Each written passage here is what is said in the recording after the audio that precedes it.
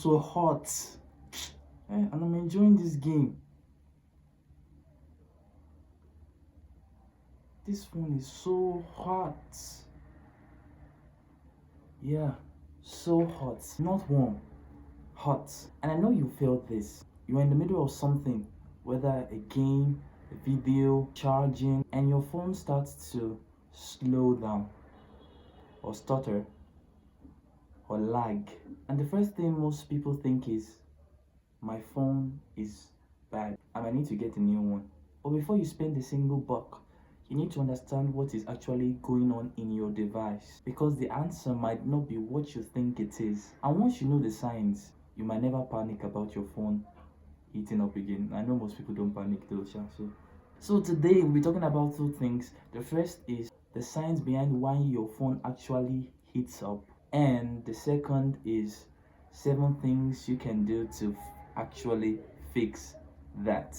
So let's get right into it. So let's start from the beginning. Why does any phone even get hot at all? The answer is joule heating. And I know our non-science people might not understand, because we're actually going to dive into a little physics, but don't worry, bear with me. I will explain it so simply and you're gonna understand it. So simply explaining it is this: when electricity flows through a circuit or a wire, the circuit has an innate resistance, and that resistance causes some of the energy that is being carried by the current to be turned to heat. And even everything in our world today has resistance. When you want to do something very important, you feel a resistance, you don't want to do it. So like, basically, just translate to something that we do every day. Resistance is like innate in everything that we do. So even in physics too, there's resistance that devices put on, and this resistance causes energy loss, which is converted into heat. This is not a defect, it's just physics. It happens to every electrical device made: your generator, your light bulb, anything at all. Think about your generator at home. It produces electricity, yes, but it also produces heat as a side effect. You won't want to touch the engine after 1 hour of putting the gen on, because it's going to be so hot. So your phone processor does the exact same thing, only at a microscopic level, billions of times per second. So inside your phone right now are billions of tiny transistors. Think of these transistors as microscopic switches, switching on and off at speeds of over 3 billion times per second. And every single switch generates a tiny amount of heat. And when you multiply that by a billion, then you can see the real cause of the heat. And this is important to know. There are 2 main reasons why your phone heats up. The first is your CPU, and the second is the battery. So the CPU, or the processor, pushes the transistors the more the tax. So your video, your gaming, your AI features demand more current flow, which in turn increases resistance, thereby causing it, as I've explained. The CPU can reach temperatures of up to 70 degrees during heavy use, which is quite high. The batteries made in phones these days are lithium batteries, which are designed to work best between temperatures of 15 to 35 degrees. When they charge or discharge rapidly, which is just the exchange of electrons from one side of the terminal to another, that's just what charging is. Then moving from one side of the terminal to another, that is current flowing, and that requires energy, which generates heat in turn. And because they are going to the other side of the terminal, there's a resistance that happens, which generates heat, as I've said. That's why an old or degraded battery generates more heat, because it's harder for the electrons to flow from one side of the terminal to the other side. So that makes the resistance more, thereby generating more heat, if you follow my logic. So the CPU is your biggest heat generator in heavy use, and your battery heats up during charging, because it's the charging that allows the electrons to flow from one terminal to the other, and discharging, which is your phone losing percentages, that happening, vice versa, basically. And especially in fast charging, that heat racks up quickly. Now here's where things get interesting. When the two happen simultaneously, and you're using the CPU and you're also charging, your phone hits a critical temperature threshold, and something called thermal throttling kicks in. So thermal throttling is when your phone detects that your CPU has reached critical temperature levels, and it reduces the clock speed of the CPU to help it generate less heat. Your phone does not slow down because it's broken. It slows down because it's trying to protect itself. Think of this: when you are running real fast, after a while you get tired and you begin to sweat. Your body tells you that you need to slow down, and you begin to slow down so as not to die or something. So that's the same thing your phone is doing. It's basically that in that natural response that we have, but now in technology sense. And thermal throttling can cut your phone from anywhere between 30 to 70% of its performance. The question is, what are you doing to cause it? Or rather, what can you do to fix it? Before we talk about the fixes, let's talk about another type of throttling called battery throttling. And it's quite different from thermal throttling.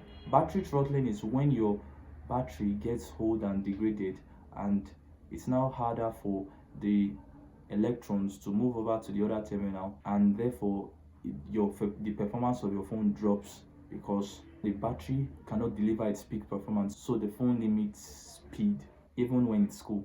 This is persistent and will not go away. So even if your phone is cold and you notice that it is still lagging, then it might be time for you to get a battery replacement. Okay, so now that you understand the signs, I should hope so, then let's go on to the fixes. So we're talking about 7 fixes. The first fix is to remove your case when charging or gaming. Let that phone breathe. Your phone case was designed to protect your phone when it drops. It was not designed to handle heat. So the second thing you can do is not to charge your phone up to 100%. I know it might seem counterintuitive, but really, hear me out. Your phone, as I've said before, has electron moving over to terminals back and forth that indicates charging and discharging.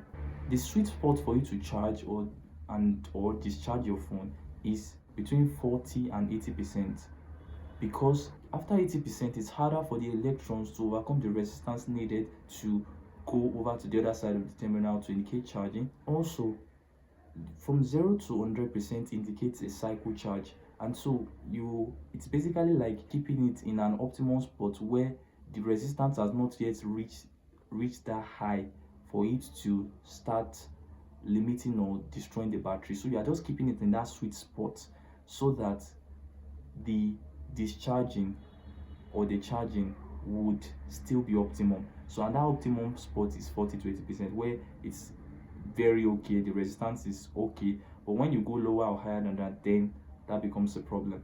Never game or do heavy tasks while charging. It puts a strain on the CPU, which allows it to generate more heat. Number 4, your screen brightness is a secret heater.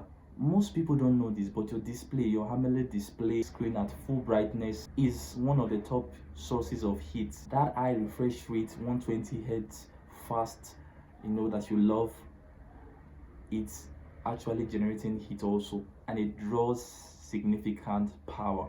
So sometimes try to turn on adaptive brightness, and if that doesn't work for me, because it doesn't work for me sometimes, you can try to reduce your screen brightness a tad bit little, at least to the point where you can still see. Don't let it go to the fullest brightness so your phone doesn't get heated up easily. Your Wi-Fi or poor signal can also make your phone work much harder. Here's one almost nobody talks about. When your phone has weak signal or weak network signal, the radio chips inside your phone try to increase their transmit power just so as to maintain the connection. More transmit power means more heat from your Wi-Fi chip, your 5G, your 4G chip, whatever you're using. If you're somewhere with poor signal, your phone is working overtime just to keep you connected. So try to put your phone on airplane mode, or just look for a way to get a better network connection so that strain is not put on your phone. Number 6 is do not put your phone in a freezer. I know a lot of us have tried that. Do not, because when you put your phone in the freezer, condensation happens. Condensation is just conversion from gas to liquid, and this is dangerous for your device because little pockets of liquid can be formed in your chips or important parts of your phone. You would definitely damage your phone trying to do this. The correct way is to just put your phone in a place where there's good airflow so that it can receive enough airflow. Now the second thing we're talking about is turning on low power mode so that your phone reduces activity in some way. So low power mode reduces your background activity, it lowers the screen brightness, and it reduces the processor performance so that it generates less heat. What I would just suggest is that if you are going to turn on your low power mode, maybe after like 30 or 1 hour session of gaming or whatever you do on an intensive task, you turn on the low power mode so that it rests a little while. Then after a while, then you can put it off again. But make sure you actively turn on the low power modes at least regularly on repeat so that your less strain is put on your CPU. So putting all this together, your phone heats up because of joule heating. As I've said before, your CPU and your battery are the biggest causes of heat, and when your phone generates too much heat, it begins to thermal throttle, which reduces the speed of your phone. Now you know 7 things to do to fix your phone whenever it gets hot. Please, if you found this video informative, then please do well to like and subscribe. And we are a growing community, and I would like us to also share my videos to your friends or families and your loved ones probably. Thank you for sticking around. My name is Folaranmi Erastus. Do well to see me in the next one. Peace.